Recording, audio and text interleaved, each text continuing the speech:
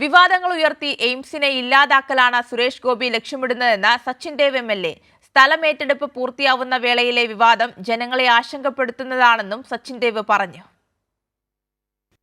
കോഴിക്കോട് ജില്ലയിൽ കിനാലൂരിൽ എയിംസിനായുള്ള ഭൂമി ഏറ്റെടുക്കൽ ഉൾപ്പെടെ പൂർത്തിയാകുന്ന ഘട്ടത്തിലാണ് പുതിയ വിവാദം. കേന്ദ്ര സർക്കാർ നിർദ്ദേശപ്രകാരം 150 ഏക്കർ ഭൂമി KSIDCയുടേത് ഏറ്റെടുത്ത് ആദ്യഘട്ടത്തിൽ തന്നെ മാറ്റിവച്ചിരുന്നു. തുടർന്ന് ആവശ്യമായി വന്ന 100 ഏക്കറോളം ഭൂമി ഏറ്റെടുക്കുന്നത് അവസാന ഘട്ടത്തിലുമാണ്. സാമൂഹികാഘാത പഠനവും പാരിസ്ഥിതികാഘാത പഠനവും പൂർത്തിയാക്കുകയും ചെയ്തതിനു പിന്നാലെയാണ് അനാവശ്യ വിവാദങ്ങൾ.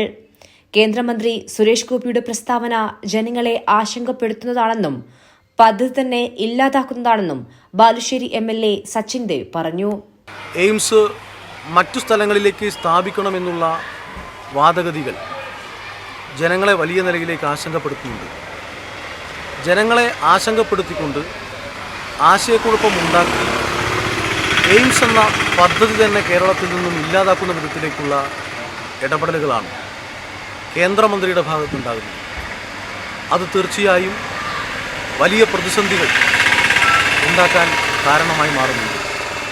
ഭൂമി വിട്ടു നൽകിയവർ ആശയക്കുഴപ്പത്തിലേക്ക് പോവുകയാണ്. ഒക്ടോബർ മാസത്തിൽ ഭൂമി വിട്ടു നൽകിയവർക്കുള്ള മൂല്യം ഉൾപ്പെടെ നൽകാനിരിക്കെയാണ് പദ്ധതിയെ ഇല്ലാതാക്കുന്ന പ്രസ്താവന. BJPയുടെ ഇടപെടൽ ജനങ്ങൾ മനസ്സിലാക്കുമെന്നും സച്ചിൻ ദേവ് ചൂണ്ടിക്കാട്ടി. കൈരളി ന്യൂസ്, കോഴിക്കോട്.